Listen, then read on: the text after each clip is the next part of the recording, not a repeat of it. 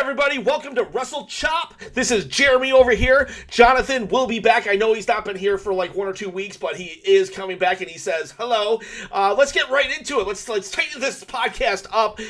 Cody Rhodes. I want to talk about Cody Rhodes. I am not a Cody hater. In fact, I was a Cody crybaby, but the internet seems to think that Cody's title reign has been a little lackluster. So let's just go for argument's sake. Let's just say it is. Or let's just say someone else. Who else would we have wanted in that spot, or who could have taken up the mantle? Because Roman Reigns had big shoes to fill. So my question to you, Jeremy, and you, the viewers out there, okay, if not Cody, then who?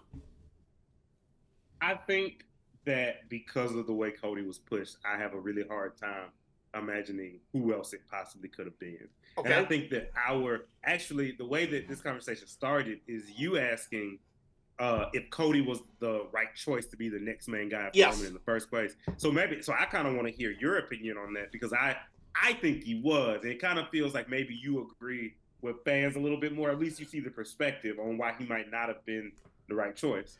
I do see the perspective. However, I think fans have also lost the perspective at the same time. In that, and I've actually said it in a couple of videos, if you look at when Roman Reigns won the title way back in 2020, his first feud was with who? Jey Uso. Who was Jey Uso at the time? A tag team wrestler. He was a career tag team wrestler. There's no way you would have ever convinced me that Jey Uso would be the hottest star, outselling Cody Rhodes even right now in merchandise. So for AJ to be the guy, his first challenger, it was like, okay, whatever, because AJ was actually one of Roman's first challengers on one of Roman's first title reigns. And he was the person that Seth defeated at Night of Champions to become the inaugural World Heavyweight Champion. He's the guy who's thrown in there often to make you look good in the championship win. But yeah. And so then, who did Cody fight? Logan Paul. Well, so did Roman fought Logan Paul as well. And it was in Saudi Arabia as well. Saudi Arabia is a great country for Logan Paul to main event, because is Logan Paul ready to be a main event? It's debatable. I think he's almost there, but is he ready to be in the main event? Whatever. But in Saudi Arabia, they kind of like a little more showmanship. So, hey, they were going to Saudi Arabia. Logan Paul is a great choice for a candidate to be a fighter for the title, because he's proved himself to me. So I'm okay with that. And now what I feel happened with Cody is AJ Styles has changed because of his first match, and that happened with a lot of Roman's opponents. They would change after they were defeated by Roman. And AJ has changed, because if you look at the last SmackDown, AJ did something very dastardly, very evil, very mean, very shady, if you will. So do I feel that Cody was the right? I do. Actually, I do feel Cody was the right one. But because I'm trying to like play devil's advocate or look at it from another perspective, knowing that I am not always right, was there somebody else better? But who? Who could have been better than Cody?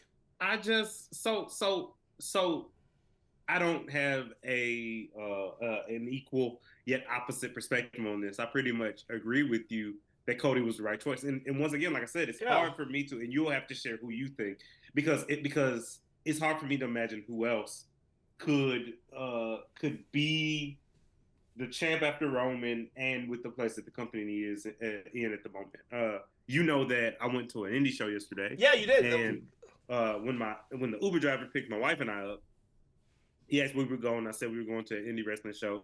He said, "You know it's fake, right?" And so we had that whole thing, right? We had to have that whole conversation, right. But he was an older guy. He then started naming off the wrestlers that he remembered and knew in an attempt to connect with us.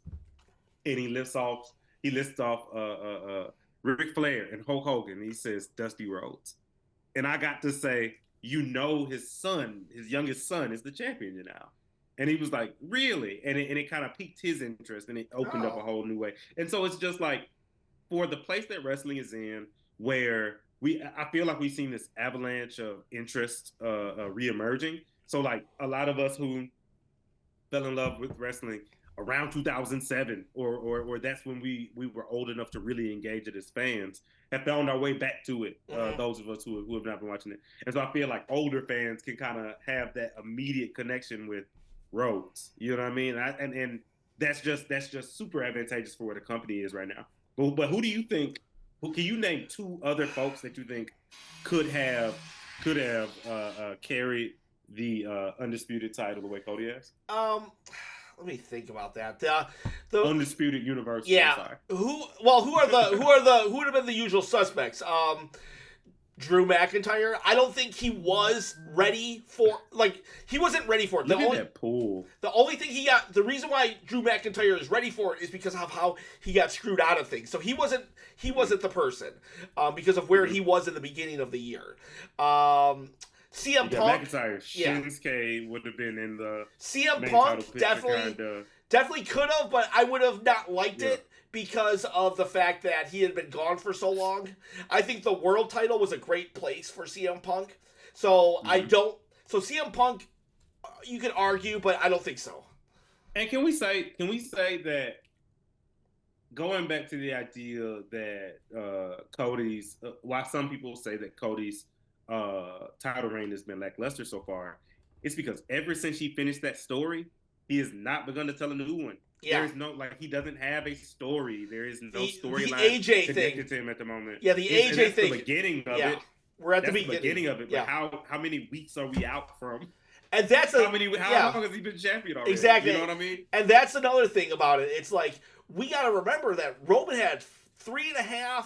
I'm just going to say 4 years. We got to remember that Roman had 4 years of storytelling behind him, of this and that. And we forget that first year kind of sucked. Now, granted, you could argue, well, it kind of sucked because of where they were at, the world was at the point. Right. But regardless of the matter, it wasn't like anything. Honestly speaking, it wasn't until Sami Zayn got involved in year 2.5 that I really, really started getting into the bloodline. Sami Zayn rounded out with comedy. Yeah. Sami Zayn, and then Sami Zayn left, and for a solid year after, it was still awesome. But it was Sami Zayn who really got me to acknowledge the tribal chief. That's funny. And so, but there was plenty of time before Sami Zayn, and we just gotta let Cody cook. It's not fair to say, this 8-week title reign is nothing compared to that 4-year title reign. Well, I mean, I don't know if so, and this is a good transition for us. But I don't know if it's as much that people are comparing Cody's reign so far to Roman's, as much as they are looking at it all by itself and just saying, I'm not as entertained by the way they're telling stories with this guy right now, because they're not telling a story.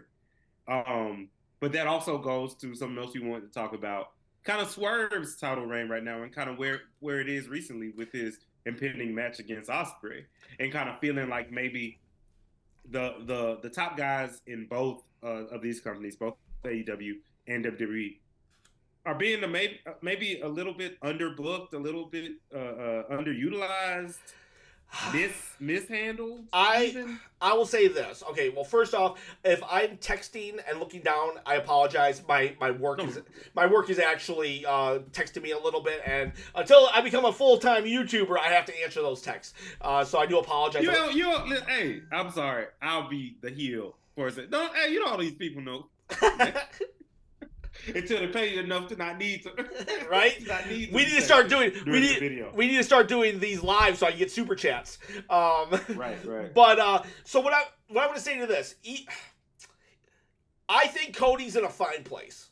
The only person who could have maybe, other than CM Punk, would have been Seth Rollins at that point. But I don't even think that's the case. I don't think Seth really stepped up to be top babyface until The Rock got involved.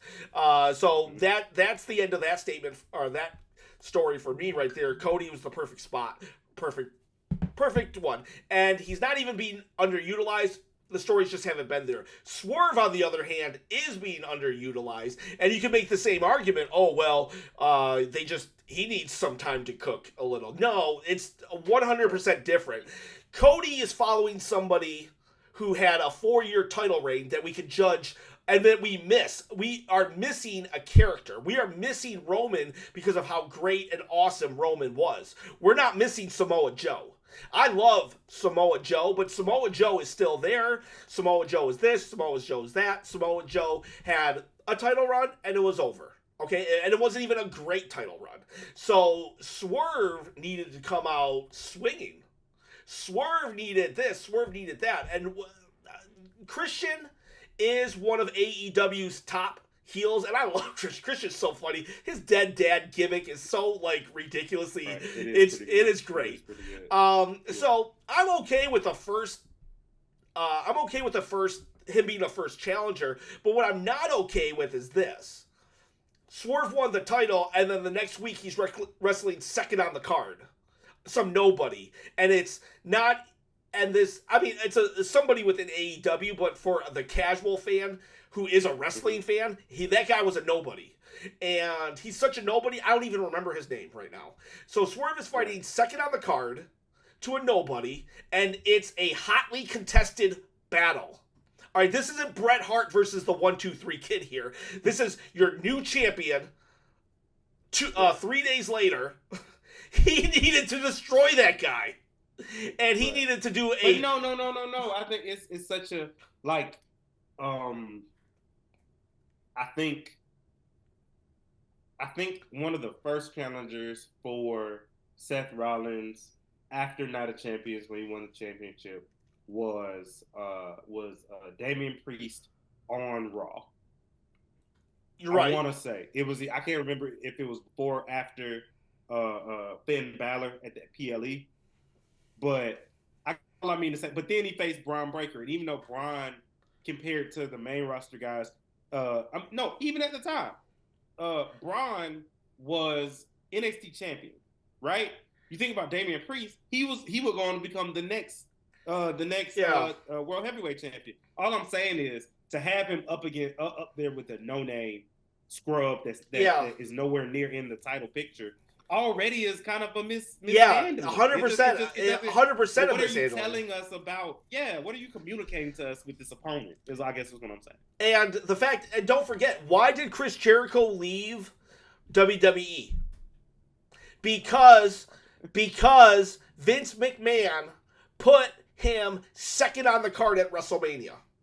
Second on the card sucks. Your new champion should not be second on the card after the day, the show after he won. Yeah. And Chris Jericho's there to tell you, Tony, it's like it was poor management. Let's just say that was a screw up. Okay, he tries to fix it because I think the next week or 2 weeks later he's at the main event where the guy should be, and then he fights Christian Cage. He wasn't at the main event.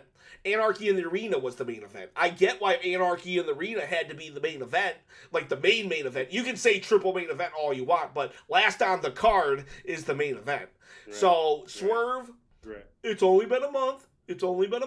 Okay, that's fine. But who's he about to fight? He's about to fight the 7-star Golden Boy, Will Ospreay. This is not good. This is not good. And I hope they have him put him down. That's what putting people over is. Like yeah. I think that to have this kind of upset, which it shouldn't be an upset. No. It shouldn't be an upset. To have this kind of upset where Swerve ends up retaining, would do something. I think it would do something for Swerve. And I think if they're smart, that's what they'll do. They'll make their fans, they'll make the world wait on Ospreay. Just like the world is waiting. I'm sorry, like my view is kind of skewed. I don't think I see things like other people see him.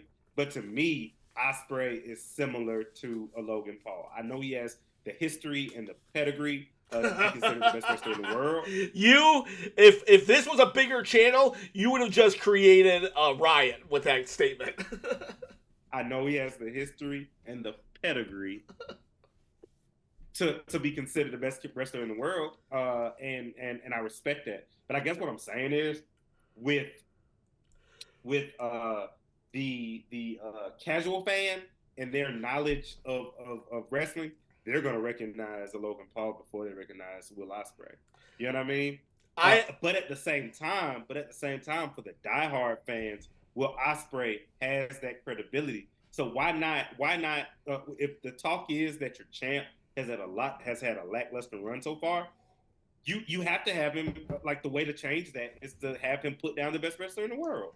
And even if he has to turn heel to do it, even if he has to cheat to do it, like, what I'm missing, like, as somebody who doesn't really watch AEW, who watches kind of peripherally, what I'm missing from Swerve is the grit and the griminess that he presented on his way to becoming the champion.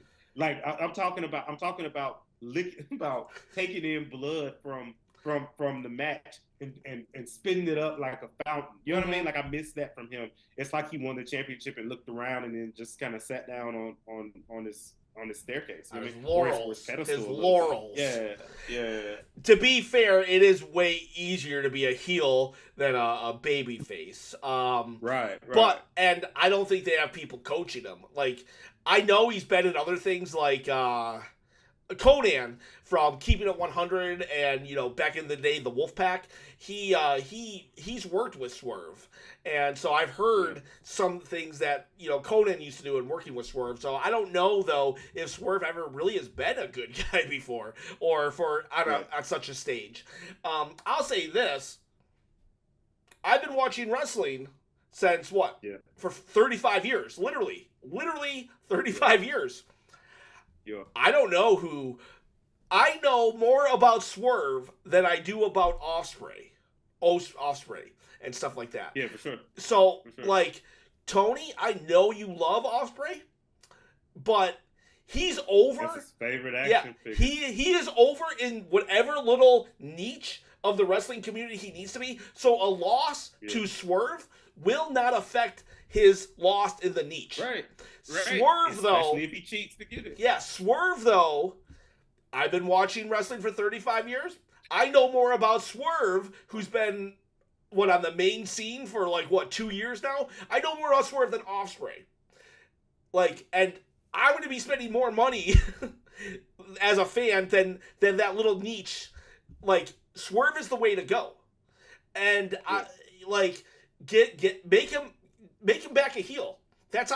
You're absolutely right about that statement too, Jeremy. Make him a heel. Keep Ospreay tough because he definitely 100% has all the potential and the tools. Make him lose. It's not his time. Make him fight for it. Let him come back in a year. Do that. Do the Cody Rhodes thing even. Make him come back in a year. Have Swerve, though. It's important to do this. Have Swerve have a strong year. Have Ospreay fight back. And boom, Ospreay, because what I'm really worried about is that Ospreay signed so he could get the title at All In or whatever, the Wembley Stadium. And that's where they're fighting. That's why I really think that because Tony doesn't know how to wait. He just pulls the trigger. That's what I'm saying. He's I know he wants to pull his favorite toys out of his toy box and bang them together in Wembley Stadium. You know what I mean? Dude, I'm hoping 1 year that he has learned. I'm hoping that he's learned some restraint and he just makes him wait. He makes him wait. It's not like you're not coming back. It's not like you're not coming back to Wembley Stadium. And I would even love to see. You know what? Even if Ospreay overtakes Swerve, I'd love to see them trade the title back and forth a little bit. I'd love to see an Attitude Era Stone Cold. Yeah, Stone Cold, The Rock. Yeah, you know what I mean? Trading back and forth. You know. Although I think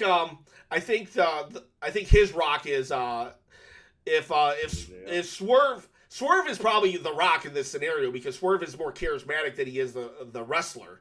Then again, after Stone Cold broke his neck, he wasn't much of a wrestler either. But still great performer. I would say, I really think the 1 year build that gives Ospreay enough time to build with the American crowd, me, and he can connect. He's not just giving it because he's the new toy, and it allows Swerve to establish himself. And then you have two major players. You can pretend they're major players. Swerve is not a major player right now. Even with the title. Putting the title on him doesn't make him a major player. Giving him strong matches, strong defenses, strong this, strong that. You can argue that he might be one of the major players.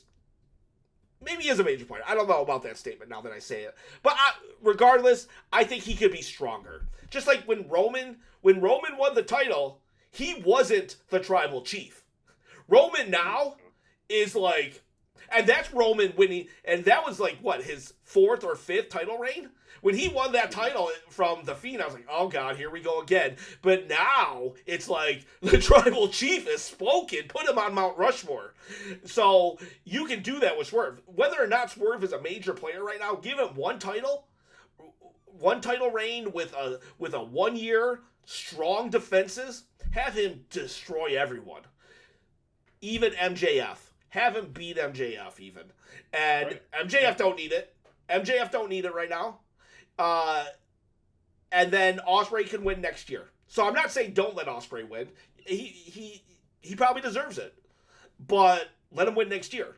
Give us 1 year of both of them becoming strong. And then we go back to Rock Austin. You have a WrestleMania 15 and then a WrestleMania 17. Everybody likes 17 better than 15. So let Swerve win WrestleMania 15 here, and let Ospreay win the better of the two at 17. Just give 1 year, Wembley Stadium. You get everything you want. You just gotta hold tight. Hold tight. Right. Play the long game. And then you can keep Swerve. Swerve's not gonna leave the moment his contract's up. So I'm curious what you think about where the storyline with Liv and Dom is going. Like, I think that we all kind of wanted that the rematch or the kind of run back of a ladder match for the custody of Dominic. Oh God, Liv and Rhea. That would be so amazing if we had the Dominic custody match on a ladder match, pole match, whatever. 100% ladder match, and it needs to be. And Dom has to hang from the little main event. That's the main event of SummerSlam. He has to hang from the thing the entire match. Anyway, man. So I saw quite a few people talking about between the Mia Yim thing that I won't get into for real, or Sexy Red being on NXT, or the kind of soap opera like drama of Liv and Dominic and the kiss and all. People saying that wrestling is getting a little spicier again, that it's getting like mature themes are kind of returning, man. And so what do you think about in this kind of new era, wrestling becoming more popular? We talk about like huge deals like Netflix. What do you think that, and really when you think back to WrestleMania, when you think about specifically The Rock bloodying Roman, or I'm sorry, The Rock. Look at you now, boy! Look at you now, boy! Anyway, but The Rock bloodying Cody, and kind of Hunter's response to that is if you do it every week, it doesn't mean anything, right? What do you think that the place of mature themes will be in the future in modern era wrestling? I am all for it to a point.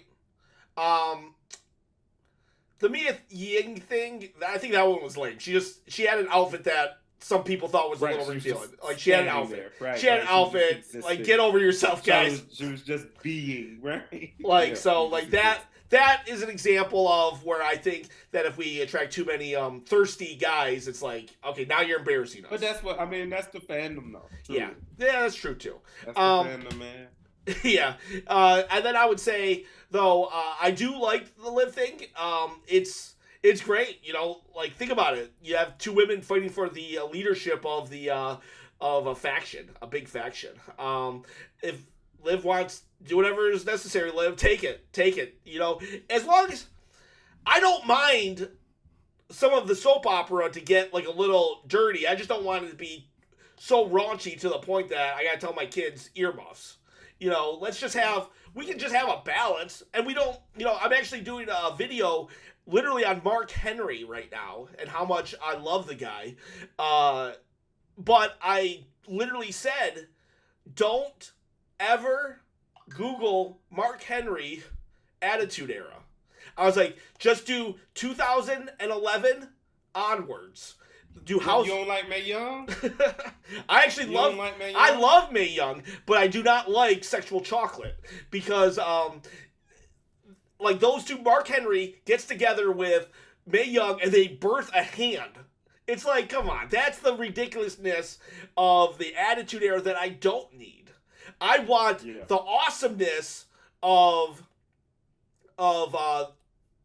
DX and Stone Cold and The Rock. I mean, shoot, we were just talking Swerve and Ospreay, and we're comparing it to WrestleManias from 20 years ago. That's how good the Attitude Era was.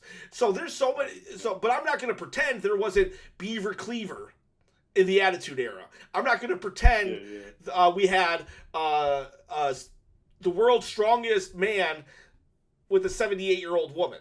It's like that stuff I don't need. Don't discriminate. Hey, man, love is love. Don't just you just too judgmental, baby. That's your problem. Regardless of the matter is, fine. I'm judgmental. We don't need that type of stuff. You can, and I'm sure some of it will get in. Some of it will get. I mean, the Ruthless Aggression had what the lesbians. You know what? Though? I think that when you get to like the kind of ridiculous area of silliness, I think the farthest and the closest we'll get to that is like kind of more of the slapstick kind of things that R-Truth does. Like I think that's as silly as wrestling is really gonna get today. Honestly, truly. And I'm okay with R-Truth. Sometimes it's amazing. I think that he's an amazing comedic entertainer on the show. R-Truth. And so that's a win. That's a win. Santino Marella. I didn't like when he was dressing up like his sister, but for the most part, I thought Santino was great. And I'm even okay with some, sometimes you will have misses, just as long as it's not embarrassing. As a like when you bring people to watch your pay-per-view in France and they you don't want to be embarrassed. It's already an uphill battle trying to get your taxi driver, your Uber driver to think of wrestling other than not fake. You don't want to have to you don't want to have to combat. Well, the hand thing was you don't want to have to say that. It wasn't you and I that were talking about whether or not Sexy Red needs to respect the business. Was that a conversation that was me. And I will. Okay. And I'll say, and we disagreed a little. I think we disagreed. Yeah. But I will say this: I did watch NXT. I felt Sexy Red. Like I don't feel she disrespected the business at all. Now I don't think she. It was cute to see her and HBK. I don't know if you saw. Yeah, I did. That was cool. That was cool. And that was cute. And I'll be honest. Like so I have an acting background. And I'm not gonna be like, and trying to be a snob about it. But like, I can pick apart certain things that people do. I think Sexy Red was trying so hard to not disrespect anybody and be respectful of everything and the production and the this, the that she wasn't her true outlandish self that we typically see in other areas. That's so interesting. I thought that she was. I don't know. Like, I didn't feel feel that she was going to look very authentic within the context for me. I thought no. It felt like she. I didn't think she was I don't know how crazy. to say. Like it felt kind of like watching her. It felt kind of like how do I say? I don't know how to say it. Like when a little kid is putting on a play. Yeah. I don't know. Like it's hard to kind of explain it. But yeah, I appreciated it either way. Well, I just don't think that she went like. I don't know. She didn't do it like Snooki. Snooki. Sure. I use Snooki as an example. She is my scapegoat. Usually, I make her. I feel that Snooki was not good for the business. Sexy Red, I don't feel was good or bad. I would think, but ultimately good because hey, it got me watching, and I'm sure it got other people watching. Now, sure. I hope I think she was nervous. I could see that she was trying hard to not be a problem, and she wanted to do so good that I felt it actually probably hindered her a little. But I think, though, that if she gets more airtime, that she would actually be better. And after that, I want to see her more. We're about done as far as our list of names. Okay. But did you see where Jordan Grace was talking about how Shawn Michaels asked her about that raw ground beef Pop-Tart? Do you know about that? Okay, so I yes and no. Can you just tell me about it so I don't know. So basically, I don't know what I know. A time ago, a while back, she had posted this picture of like two strawberry Pop-Tarts with like a slab of raw ground beef in the middle with like a bite taken off of it. Kind of like, think an ice cream sandwich. But of course it was a joke for a post. And she said, she was talking about when she met Shawn. He said, is that like an everyday thing that you're doing? And she was just like, no, it was just a joke for the post. But I thought that was really funny. Old man Shawn is really funny to me. You know, you never know though. Wrestlers, I mean, they used to eat, people eat raw eggs and stuff, just like Rocky Balboa. Sure. That's funny. Shawn would be like, is that? Well, I'm glad she's not really eating raw meat. Don't eat raw meat, guys. You never know. Never know. I'm in the food industry. Like, don't do that. Oh, well, cool. We plowed through. I think there was one more thing we wanted to talk about. So this was a good. We did talk in the podcast, guys. We are trying to not ramble on or take so many rabbit trails. So if you like what we did today, I would love to hear it. I do know that also and we're trying different things. We're still trying different things. The channel's still young. We're doing different things. Don't forget also, we're going to talk about Edge, I think, in a minute, and then we'll probably wrap up the show. But don't forget, you can win one of those belts. Plus the smoking, I got the smoking skull belt too. You do a comment, any comment, you get a chance, you're entered in. Once I hit 10,000 subscribers, basically any video before that 10,000 subscribers, you're entered into a contest. I randomly pick someone. I'll probably announce it on the podcast, actually. That'd be a perfect place to announce it.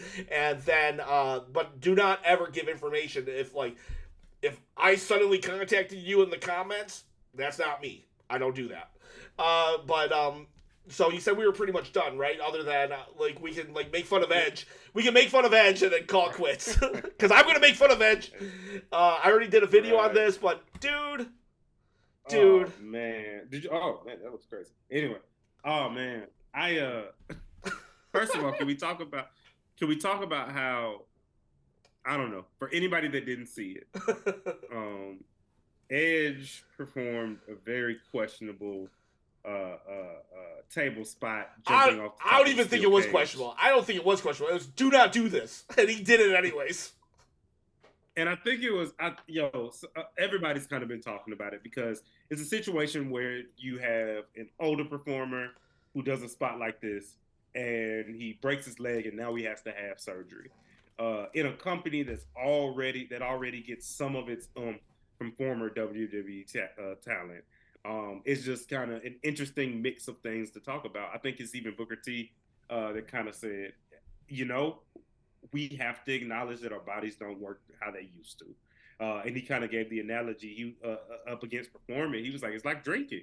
You could drink as much as you wanted to in your 20s, and then in your 30s you had to slow down. In your 40s and 50s, you're lucky if you can make it to the door. You know what I mean? And so now that we've done that, just to make fun of him, Jesus Christ, it looked like a curb stomp. His body wasn't he just been straight down like this. It looked like it could have been his curb stomp. And they said that somebody said he couldn't do it the regular way because he had covered him in barbed wire before he did the spot, and so he couldn't even jump on it. Yeah, I told you that, but I got that from, you could see it in the match, but basically I listened to Jim Cornette break it down, and he basically said, he wrapped Malachi Black in barbed wire, put him on a table, went 15 feet up, and then, so he couldn't just do a splash because he was in barbed wire. So he was going to try to, but I don't even understand what he was going to break his fall with. He literally had to break his fall with his feet, regardless. Right.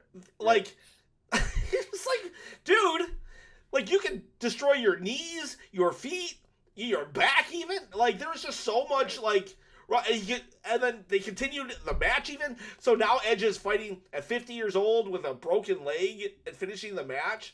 And you want a broken freaking neck. Yeah, and you want to. Please go ahead. You know what's crazy? You know what everybody remembers out of that whole thing? You know what the AEW fans walk away with? Gangrel returned. You know? So it's like, that move, that just shows you that these crazy stunts, they don't matter. They really don't matter. You didn't have to do that. And I mean, they do. I think that they do when they look good, when they aren't, like, when you don't wonder if he's actually going to be okay in his life.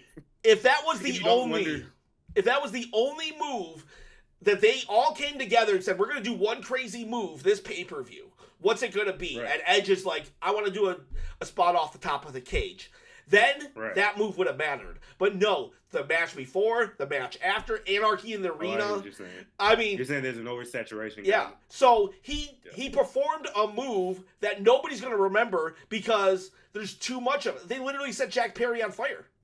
You know, they literally did set Jack Perry on fire. You know, there's so much going on that it's like nobody cares. And who's in the main event? The guy who got over by telling dead dad jokes. Right. What's remembered from your match? A vampire from 20 years ago. You know, we don't even remember you know, the only reason why we're talking about this spot is because you're a moron. And Edge, I know you're not a moron. I really know you're not, but you were at that moment. Oh my God. Why the man gotta be a moron? I do think that was a bad decision. In that moment, he was a moron. Be a moron. In that moment, he was. Yeah. I'm sorry, but like you go to AEW, there's only he should be an example, not a bad example, a good example of how these performers should like elevate themselves, like get a feud. And Malachi Black is from the system too. He should know better as well. He shouldn't be letting this happen. Why do we gotta like do all this stuff? You guys know how to tell a story in the ring. But as we've talked about a lot here, that seems like a AEW staffing, talent handling, talent relation issue. Yeah, but it's like, dude, teach them. They don't know better. I mean, you can argue, they're adults, they do know better, but I mean, they probably don't. You know, just because Mick Foley was the only guy who was pulling that crazy crap back in the day. Have one guy. Darby Allin can be your one guy who does whatever the F he wants to do. But everybody else needs He's got to have somebody to do it again. Yeah.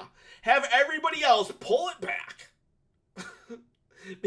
And you have Edge could teach, Soraya could teach, Sasha could teach.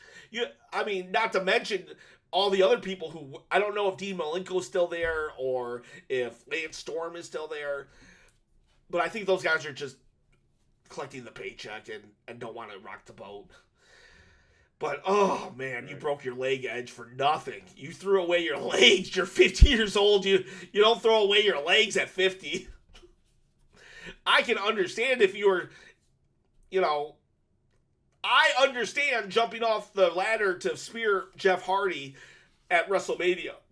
I understand that. I really do. But I don't understand jumping off the top of a 15-foot cage to land on your feet. At 50. When you're over. When you have a movie career, even. You have a daughter. Fair. All fair. All fair. I'm not fighting you. Yeah. Wake up! No, you're right. You're right. But yeah, stomp. Like, okay. That doggone curb stomp off the steel cage. And all we're saying is like, wow, cool, Gangrel. Right. It was just like, oh man. Well, but I do think you're right. When you ascend to the top of a steel cage to get a move off, right? And everybody's response is, "Oh no, why'd you do that?" You know what I mean? Like you definitely missed the mark. When everybody's response to like your big spot is, "Oh, yeah," you know what I mean? Oh, you know what I mean? Yeah, you definitely. I mean, missed crap. The mark a little bit. Crap happens, botches happen, but like that was a total like unnecessary unnecessary. So, anyways, I know we rag on AEW a lot, but stop giving us material, AEW, and we'll stop. That's so fun. We'll stop ragging on you because I'm not gonna. You give me the material. I'm gonna use it. But thank God for an alternative. Yeah, Thank God for an alternative. I was hoping AEW was the alternative, but apparently WWE. That's what I'm saying. Yeah, WWE became back to the top dog, and I will give AEW that. 2019 WWE sucked. I'm really happy that AEW came into existence because I love WWE again. Love it. So, anyways, do we got anything else, or should we just put a pin in it and we get back next week, hopefully with John? We're good. All right, guys. So that's 40 minutes. I think we're about 35 to 40 minutes. This was a very quick, fast. Loved this. Loved it. We appreciate talking. At the end of the day, we're just fans. We just love to talk wrestling, and I'm just very happy that you guys are along for that journey. Please put some comments below, win that belt, and let us know thoughts on anything. If you need a question to think about, who should have? If not Cody, who would have been the guy? And who do you think should win the title off Swerve as well? Appreciate every one of you. I acknowledge Cody. I acknowledge Swerve. I don't acknowledge Edge's elbow drop. And I hope you acknowledge the subscribe button. You guys have a great day. Thank you so much.